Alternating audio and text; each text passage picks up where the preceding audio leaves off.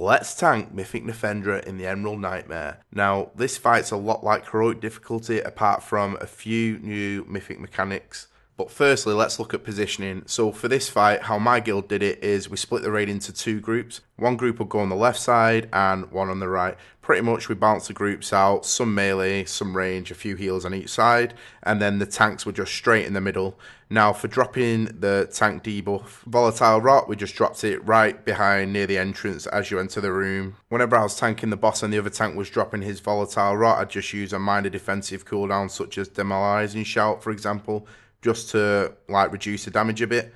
The only time this debuff comes a bit of a problem is when the other tank's getting it MC'd and this ability goes out. It happened to me once, and all we did was, well, when it actually happened, we didn't realise it was happening because I was looking at my stun rotation, which I'll go about in a bit later on.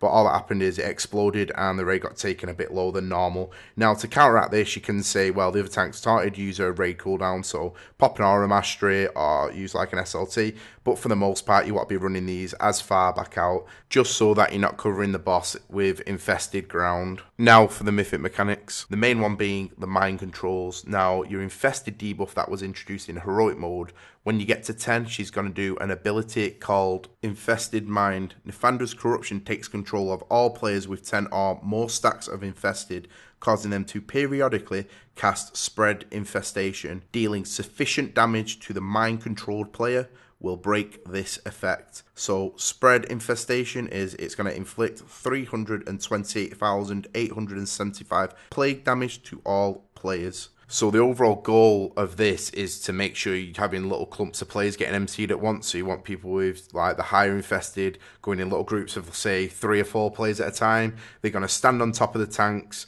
The Infested Mind ability will come out, and then you're going to put a stun rotation on them and DPS them down to break them out. That's the general idea. Now, this can go really wrong really quick, especially during the Heart of the Swarm phase where people can be getting hit by maggots and just the pools of bad on the ground, which give you an infested stack each. So this can be really troublesome after the second phase when loads of people are above 10. And you're going to generally find that you're going to have 6 to 10 players getting MC'd, especially in your first few pulls. It's really messy, and what you just need to do is make sure people kind of stop DPSing, look at the feet, look where they're standing, and make sure they're dodging everything, even if this means that they're not DPSing the boss. So as a tank, how we handled this pretty much was we just had one tank taking every Volatile Rot. So whatever tank takes the boss first will take every Volatile Rot. This is because when you run out, you're going to automatically get 2 stacks when you drop Volatile Rot in its position, and then you're most likely going to get another one for standing in the green stuff.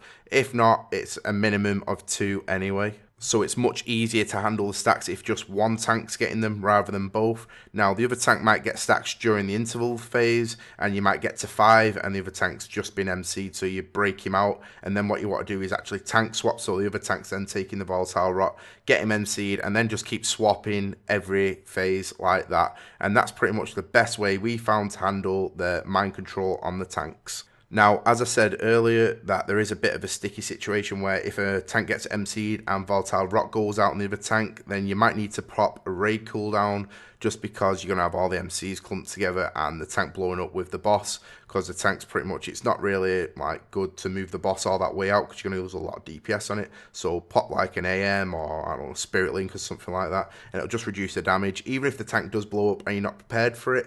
So it's not like the end of the world if this does happen. You just got to remember that there's going to be some patches of bad left on the ground near the boss. The last thing about the MCs you need to know about is what you want to do is people who are going to be getting MC'd need to make sure they're stacking on a marker, and the marker we had was where the tanks were. So we had all the MC players get on, and then we had a stun rotation. This consisted of 2 to 3 stuns and then a backup stun.